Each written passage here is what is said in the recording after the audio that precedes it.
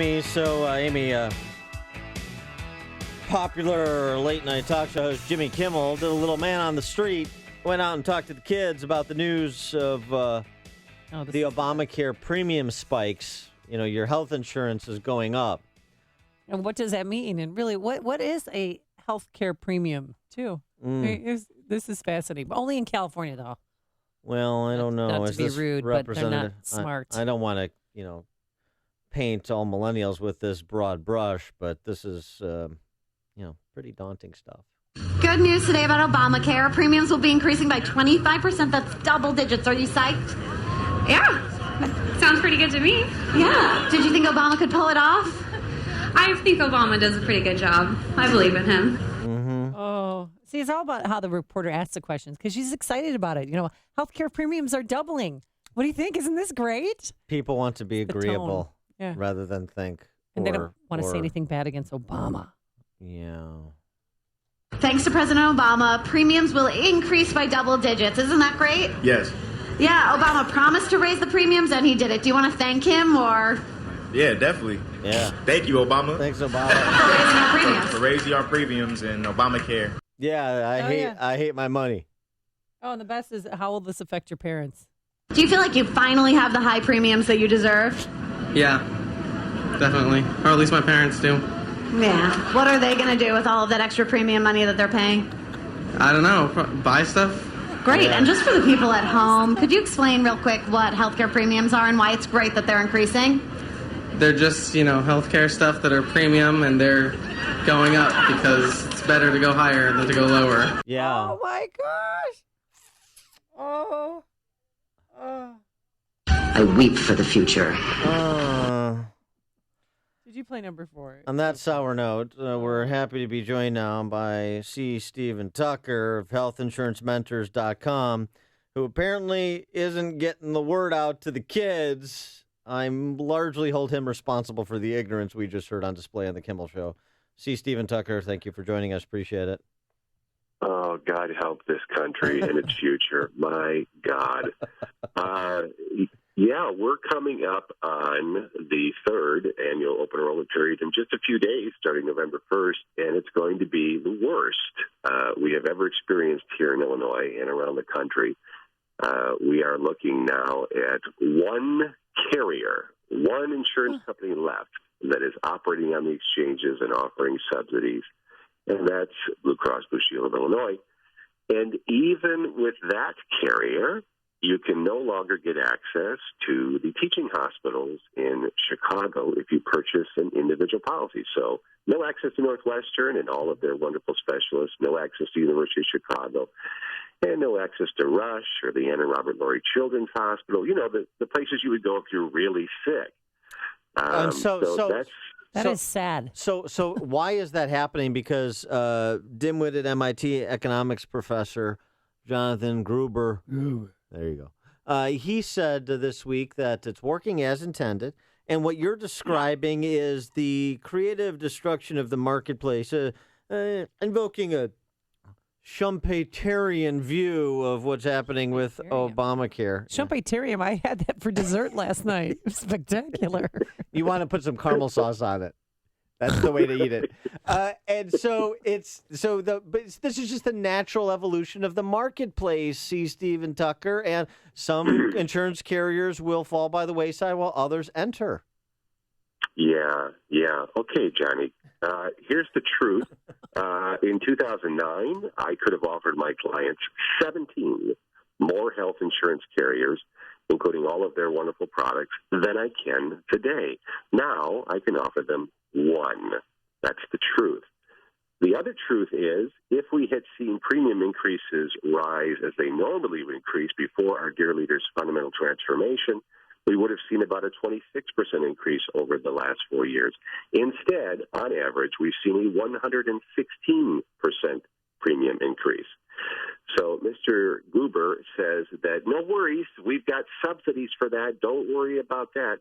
Well, ask Mr. Gruber in about 7 years when those subsidies are going to start winding down, even for those who qualify, because there's a little section that very few people have read. As you know, I'm one of the very few people who have actually read the law. Section 1401 says that once the exchange subsidy spending exceeds 0.504% of GDP, then even those who do get subsidies will start actually feeling premium increases like the rest of us who have to buy off the exchange who don't qualify for these subsidies. So it is a bleak future unless something dramatic is done to either repeal or significantly change the law. I prefer repeal.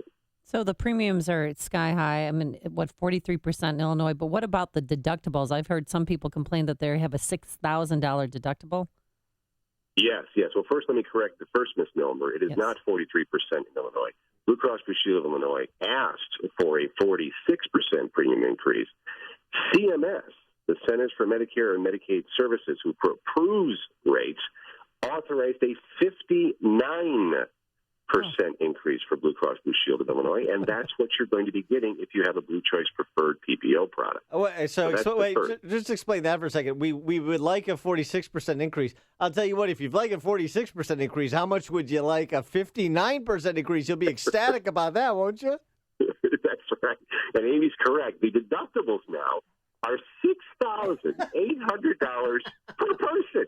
It's not per family. It's per person. Before Obamacare, my clients would share a $5,000 deductible for the whole family. So that is our dear leader's fundamental transformation, and we've achieved it. This is, this is just more, just good news upon good news. Well, why would anybody sign up for that? Yeah, why would That's anybody? the thing. The answer is they won't. Wouldn't.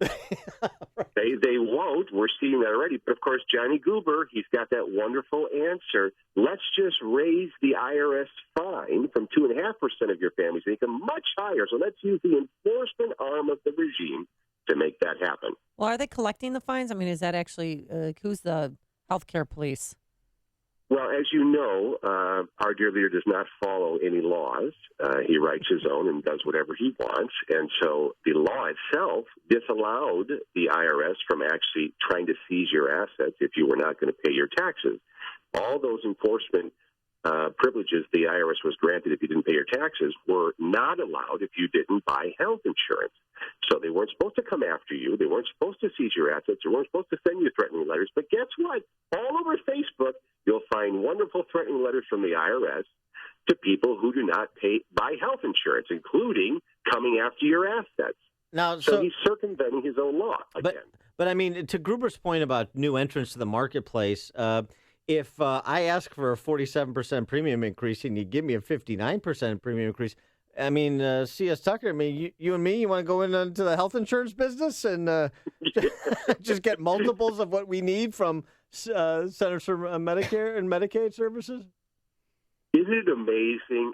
This is what I talk about when I talk about crony capitalism, right? This is the most beautiful thing. Imagine, Dan, if you and I made the best widget in the world in our garages, and we decided that we have no marketing budget, we have no money to advertise, but some idiot in D.C. says, you have to buy Dan and Steve's widget, right? If you don't buy it, we're going to enforce it.